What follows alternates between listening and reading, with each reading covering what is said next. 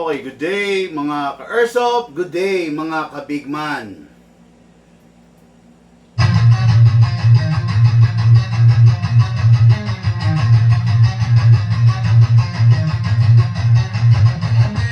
Magsatabi sa daan, huwag kang babangga. Papasok si Bigman, may dala na banta. Minsan siniraan, pero di pinansin. Toxic vibes, bro, di yan sa amin. Nagka-problema, bumangon pa rin. Laban lang kahit ilang saglit. Dito sa Bigman, solid ang galawan. Tunay na negosyo, hindi lang iabangan. Customer, namin laging satisfied. Airsoft gear, legit certified. Service, ay tunay, hindi pa na-post. Kahit saan ka magpunta, kami ang host. Bigman, walang katulad. Gamit ay legit, laging panalo pagsukat. Sniper o pistol, lahat ay fire. Kami ang top airsoft provider. Bigman, walang katulad. Gamit ay legit, laging pagkamandinitin siya. Laging may bago, laging legit. Bigman rules, wag kang bitter, kid. Bigman, walang katulad. Gamit ay legit, laging panalo pagsukat. Sniper o pistol, lahat ay fire. Kami ang top airsoft provider. Kalat ang inggit, pero hindi sila makalapit. Try to copy, pero fail ang gamit. Boom, boom, pow, pag nagpaputok, parang Big Viper. Di ka malipat ng dog, kasi sila makalapit. Try to copy, pero fail ang gamit. Boom, boom, pow, pag nagpaputok, parang Big Viper. Di kami patok-tok. Customer happy, service tight. Walang scammer, we do it right. Lift your game up, don't be a joke. Bigman blazing, lahat ay woke. Bigman walang katulad, laging on point, parang sa barilang lakad. Rush fire, deal sniper. Bigman airsoft sniper. Sa presyong tama, sa gamit na solid. Panalo ka palagi, di ka magiging biktima, kid. Bigman ang pangalan, tandaan mo palagi. Sa airsoft game, kami ang hari. Bigman,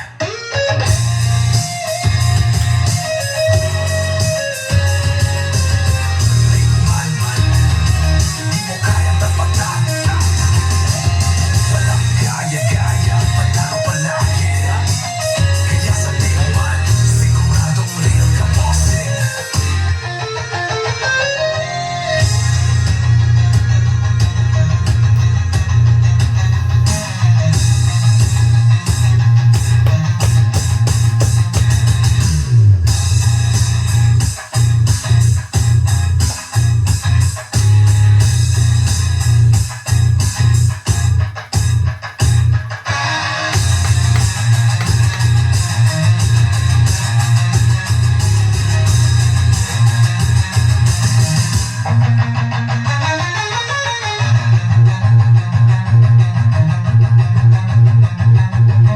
Bigman, mukha yung tapatan.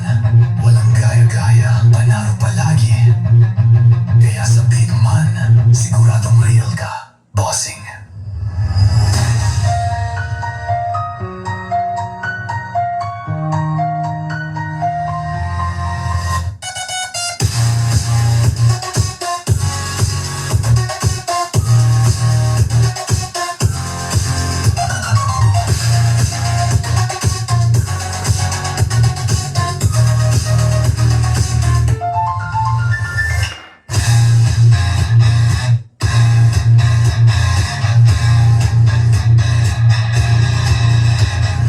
Hello po, good afternoon po sa inyong lahat sa mga ka-Airsoft natin, Luzon, Visayas, and Mindanao!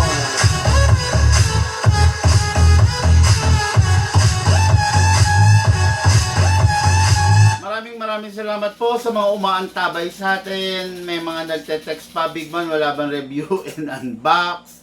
No, inasikaso po kasi natin mga Airsoft ngayon yung mga walk-in client natin, no. Kasi nung mga nakaraan naging busy ako kasi sa pag-aasikaso sa mga sa hobby ko, no.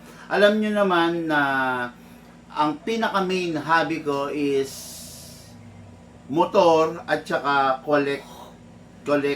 collecting and training of bonsai tree, no? So bonsai plants, bonsai tree. Kaya medyo naging busy lang na nakaraan, medyo madalang yung ating mga review and unbox ng mga unit for walk-in, no? Kasi hindi ko na naisasalang sa sa live. No, pagpasensyahan nyo na. By the way, shout out sa aming presidente ng Basapi. I'm a member of Bulacan Bonsai Society, no? Ng grupo ng bonsai, no, sa Bulacan. But yung grupo ko is naka-affiliate, no, and nire-recognize ng Basapi, no, ng Bonsai Society Association, etc., no. So yan yung pinakamalaking asosasyon ng bonsai pagdating sa Pilipinas. Okay? And gusto kong batiin yung presidente namin, no, si Congressman Michael Morden, no, sa napaka-successful na bonsai show na ginawa kamakailan sa Philippine Arena. Shout out sa iyo, Kong. Maraming salamat sa napaka gandang panimula, no, ng paghawak mo sa ating grupo.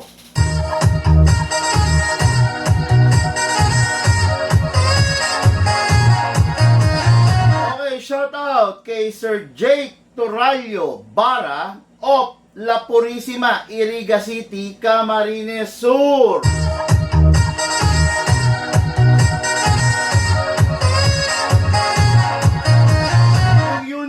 Airsoft na si Sir Jake is the M4A1 carbine. Kung makikita nyo, equipped with a suppressor na po yan. Ganda, di ba? Itong unit niya, hindi pa kasama itong angle grip and scope, no? Negative pa yan. So, inilagay ko lang dyan, ipinakita ko lang dyan para makita nyo at makita rin niya yung itsura ng unit once na upgrade na. 'Di ba? There's a big difference between the grip na nilalagay dun sa unit. Okay? So meron tinatawag na angle grip. This is the angle grip. Kumbaga, naka-angle yung kamay mo, hindi ngalay, no? Hindi ka maiipitan ng ugat. Alam nyo ba na may mga naiipitan ng ugat sa paglalaro ng airsoft? Minsan, di ba, pag nagsa-cellphone kayo, parang masasakit yung dito nyo, di ba? Ganun din sa airsoft kasi hindi relax, no? By using this angle grip, nakaka-grip ka ng mahusay, naka-relax yung angle ng pulso mo. Okay? Kaya malaking bagay yan, yung angle grip. Yung iba, ang ginagamit is the vertical grip. Alisin natin to, no? So, ito yung ginagamit ng iba. Yan, vertical grip, no? Yan. Okay, yan yung ginagamit ng iba, vertical grip. Kaya lang ako personally, hindi ko gaanong tight ang vertical grip. Pero maraming may gusto nito, vertical grip, especially the newbie, no? Pero kung makikita nyo pag mga pro na, medyo nile-lessen nila, minimalistic nga sabi, di ba? Nile-lessen nila yung accessories. Pero dahil nga, pag nilesen mo yung accessories, minsan mangangala yung kamay mo, lalo na pag matagal ka na naglalaro, nilelesen nila yung accessories, minimalistic na, no? Gumagamit sila nito. Ako, personally, ito talagang choice ko, ever since, no? Mula na naglaro ko, yung angle grip. Hindi ako gumagamit ng vertical grip, or the other way around, yung yung mid angle, no? Kung mapapansin niyo yan, hindi siya directly vertical. Okay? Yan. Medyo nakaliyad siya. Yan, nakaliyad siya. Yan, ganyan na magiging itsura ng unit, no? Maganda siya, maayos siya syempre pag nilagay mo na. Pero for me, choice ko pa rin is the mid. Kung gusto nyong may handle kayong hinahawakan dito, for stability rin kasi yan, eh, no? For stability. Yung iba hindi dito nilalagay. Yung iba dito. Okay, no? Kaya lang, ang angle, hindi mo pwedeng ilagay dito sa gilid. Napakapangit. Napakapangit ng dating ng style. Kaya ako ang angle dito ko. Okay? Pero ito, pag mid angle grip ang ginamit mo, meron kang choice. Pwedeng sa baba, pwedeng sa gilid. Pag sa gilid, parang ganyan ka. Yan, ganyan ka. Downside lang yan, lagi nakausli yung siko mo. Okay? Pag nakausli yung siko mo in every game, kumbaga, maraming pwedeng banatan sa'yo. Maraming pwedeng tamaan sa'yo, no? Pero, sinasabi ko lang sa inyo na pwedeng maglagay sa gilid. Kasi isa ring relax yan, eh. Okay? Kaya lang, yun nga, expose lagi yung siko mo. Yung siko mo, yan ang babanatan sa game, okay? Pero, mas trip ko talaga ang angle. So, for me ayan kasi, di ba? Di ba? Napakadaling i-maneuver pag using angle grip, di ba? Tapos, hindi pa ganong naka-expose yung siko mo kasi you can compress it. Yan. Pero nasa sa inyo pa rin, choice nyo pa rin, whatever grip na gusto nyo, kung saan kayo sanay, pwede.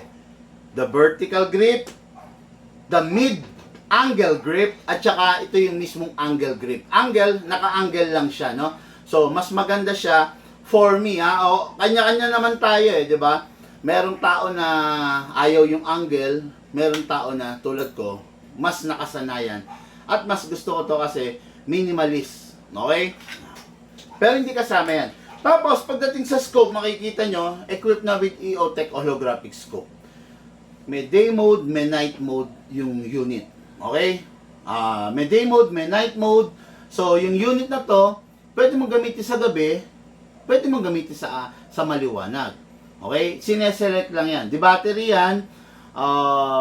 Yes, tumatagal naman yung battery, no? Baka isipin nyo, commode battery, mabilis malobat. Hindi. Tumatagal yung battery. Actually, kung hindi mo siya papatayin, continuous use, 3 days bago siya malobat. Okay? Pero, syempre, automatic off yun eh. May features kasi to. Pag mga original, merong mga magagandang features. Katulad dito, may features to na pag na-sense niya na hindi siya ginagamit, namamatay siya. Pero hindi siya mamamatay while ginagamit mo Pag naramdaman lang niya na hindi mo siya ginagamit, hindi gumagalaw, walang activities yung lens niya, mamamatay siya ng kusa, no? So napakaganda niyan. Okay, upgraded panglabas. Ganun, nakita niyo naman, no? Pero itong unit na to, hindi pa kasama tong scope. Ipinakita ko lang kung ano yung magiging itsura niya once na nakalagay na tong scope. Alisin na nga natin, baka akala ng mga tao kasama yan. Yan. Ganito lang yung itsura niya once na hindi siya upgraded sa panglabas. Okay? Dahil pakita ko lang Ikpitan ko lang mga Airsoft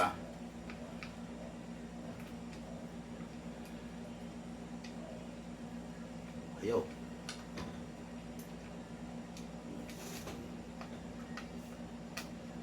Ayan. Lahat naman kasi ng barrel, wala ka naman mabibili na airsoft or any kahit live firearm na equipped na kagad with scope. Hindi, wala yon. Bare unit lang naman, no? So, meron siyang tinatawag na conventional sight. Ayan. Ayan, Okay, so yun nga lang sa mga newbie, medyo nahihirapan dito. Pero syempre, kadalasan mag-a-adjust ka naman di ba? Mag-a-adjust ka, aaralin mo muna, di ba? Foldable, front and rear. Okay, kung gusto mong gamitin, iaangat mo lang. Ayan. Napakadali naman, napakadaling i-access. Pero ito lang siya, talagang bare na bare, no? Ito yung unit ng ating Airsoft, Jake Toralio.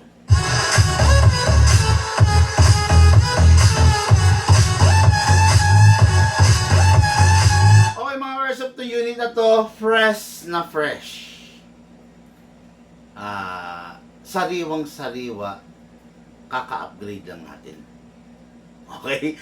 Sariwang-sariwa, kaka-upgrade lang natin. Ngayon, itong unit na to, look pa nga ang battery, yung green, i-charge mo. Itong unit na to, sariwang-sariwa, kaka-upgrade lang natin.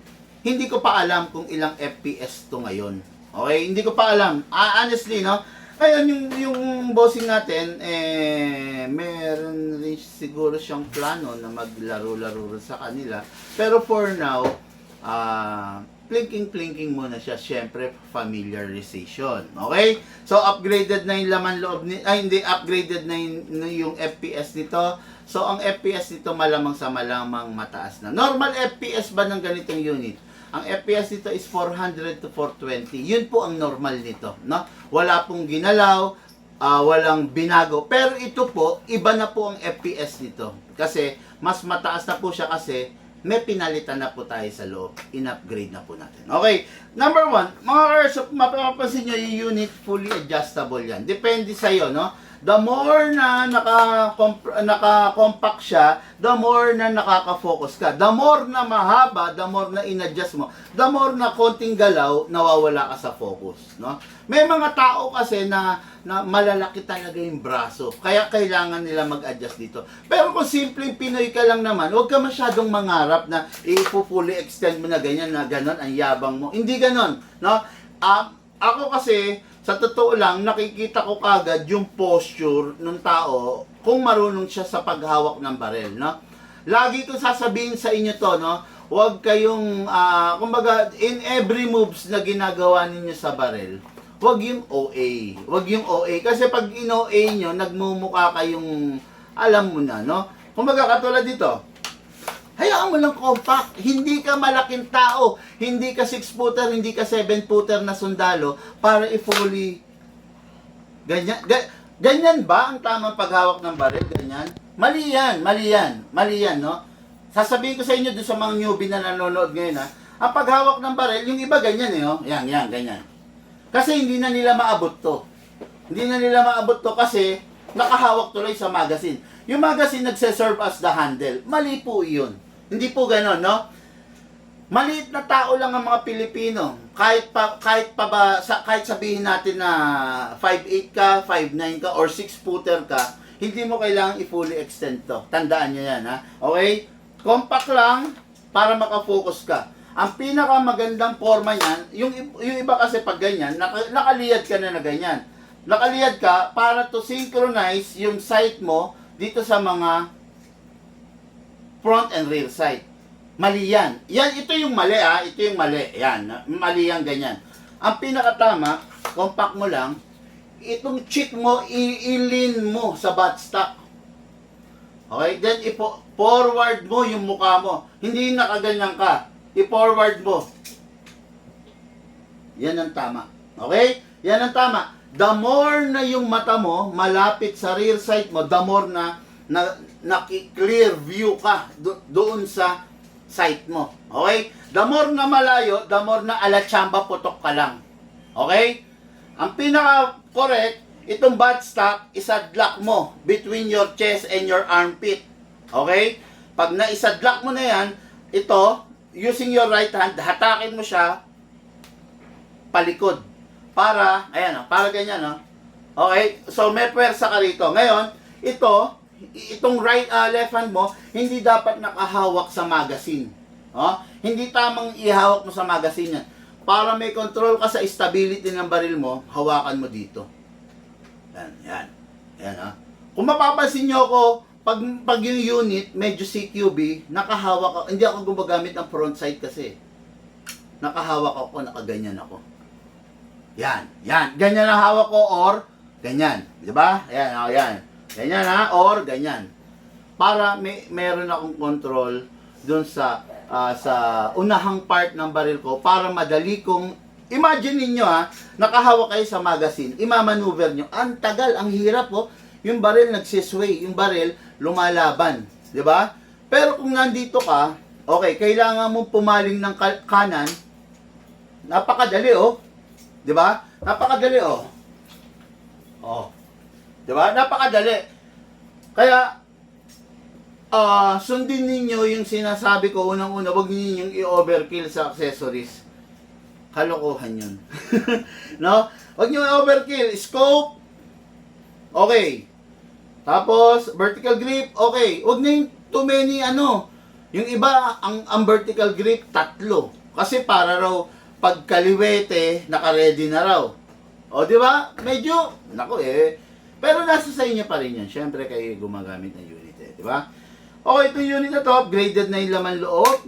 Nasabi ko nga sa inyo. So, let's see, no? So, buttstock. Piga. Dito nyo rin ilalagay yung battery ninyo, no? Okay. Ngayon, nagcha-charge pa yung battery. Gamit muna tayo ng service battery ko, okay? So, ito yung unit. Makikita nyo, aalisin ninyo ito. Ito, pipigain ninyo rito.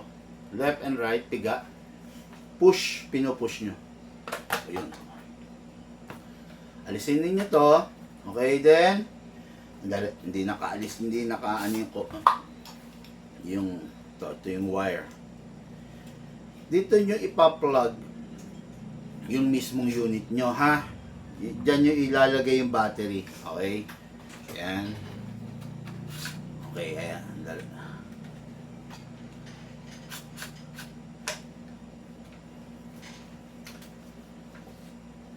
Matigas kasi yung wire. Kasi, syempre, bago yung unit eh. Diba? Ayan, ito na. Okay, pag nakalabas na ganyan, idadrop nyo lang itong battery nyo sa side. Kung dalawa yung battery nyo, pwedeng dito at saka dito. Pero kung isa lang, drop nyo lang rito sa isang gilid. Okay? Pero sa punto na to, hindi ko ito maidadrop dito dahil mataba yung battery yung ginagamit ko ngayon, no? So, yung battery natin is nawala. Okay? Ayan. Dali lang. Kasi natin, ha? Okay. Yan, ha? Ilalagay ko lang tong battery ko dito sa tube. Pero wag niyong gagayahin, no? Kasi para easy access kayo. Gagawin ko lang to kasi itong gamit kong service battery is mataba, okay? Lalagay ko lang dito sa tube. Wag niyo pong gagayahin mga karsa pa. Ang gumagawa lang nito is yung mga DMR, no? Yung mga walang compartment. Kasi may mga stock minsan na walang compartment for the battery. Since ito meron, dito nyo ilalagay yung battery nyo. Okay? Kaya ko lang po ginawa to kasi mataba yung battery na ginagamit ko ngayon. Pagpasensyaan nyo na po, no? Nasira yung old battery natin na ginagamit natin na service. Okay, ayan, makikita nyo. Ayan na, okay na? Mamaya na natin ilagay ito kasi ite-test fire pa natin. Okay, single fire. Rapid fire. Masarap yung tunog niya, maganda yung tunog niya kasi naka-suppressor. Solid siya, more on bass, hindi lagatak. Okay? Ngayon, mga airsoft, no? Kunin natin yung magazine. So, this is the magazine, M4 magazine. Okay? May magazine kasama to? Okay, ito pala yung kasama niya magazine. Pero gamitin kay service magazine ko para hindi magasgas to, ha? Okay, so, alisin natin muna yung bala. Okay. Dali lang, ha? Itong magazine na to is the buhos type and the kamot type. Ganun yung mga modern at saka yung mga mostly na ginagamit na battery sa airsoft.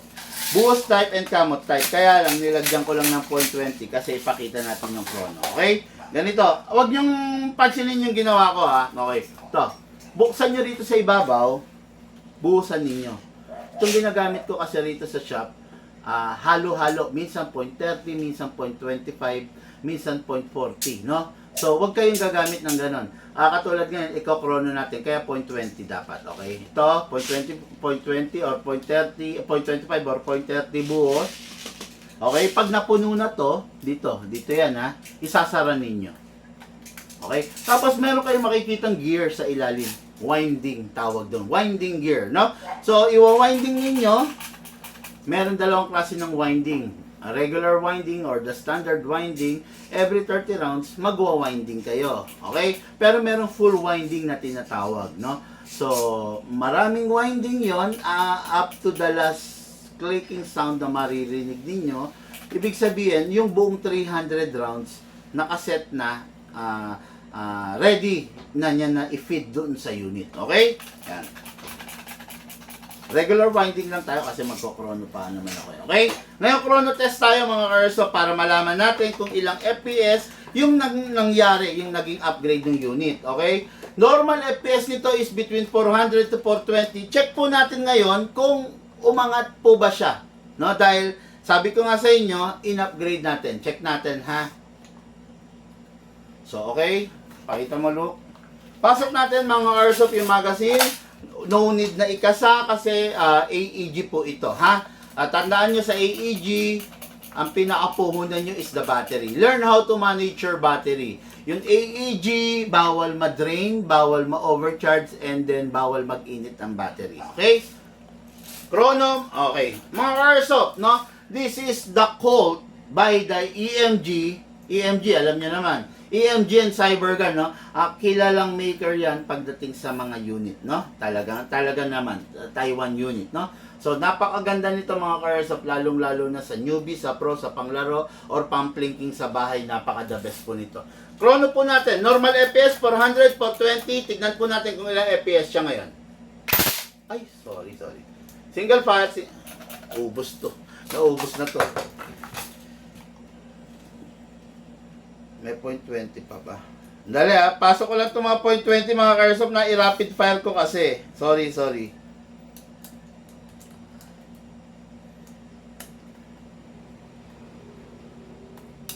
Ang hirap. Sige, tignan natin baka point 20 pa ito naka-load. Okay. Firing, single. 554. 554 mga ka-airsoft, no? Sabi ko nga sa inyo, 400 to 420 lang to. Tapos yung bossing natin, gusto niyang maglaro. Pero yung 554, hindi siya makakapaglaro niyan. Kaya lang, hindi naman siya kagad maglalaro eh. No? Magpa-familiarize muna siya, plinking sa bahay. Kaya, okay lang na ilakas natin. Ngayon, by the time na maglalaro na siya, saka na lang ida-downgrade yung unit. Okay? Firing! 551. 551, firing! 556. 556, firing! 549. Oh. Kayo na po ang humusga mga ka-airsoft, no? Kung gusto nyo yung ganyang katataas na FPS, huwag na kayo magpatumpik-tumpik pa, point 20 yan. Ha? Dito nyo lang sa Big Bang mararanasan yan. Okay, firing po tayo. 554, 556 FPS, unit ng ating ka-airsoft, Jake Toralio, Bara, of Iriga City, Camarines Sur. Single fire. Rapid fire. Single fire. Rapid fire. Okay. Every time matatapos maglaro, always clear the magazine. Then, clear the chamber. Ito na, yung pinaka-importante sa lahat mga airsoft. You need to rest the spring. Pag hindi nyo ni-rest, yung 554, 556 magdadrop into 480. Okay? Kaya kailangan i-rest ninyo. Rapid fire, press ng 1 second, then single fire, then put it back to safe. Yan.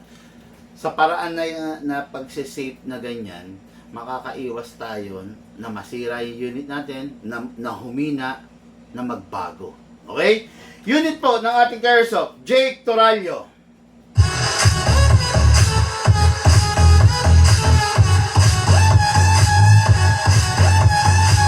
Ready for packing and ready for shipping.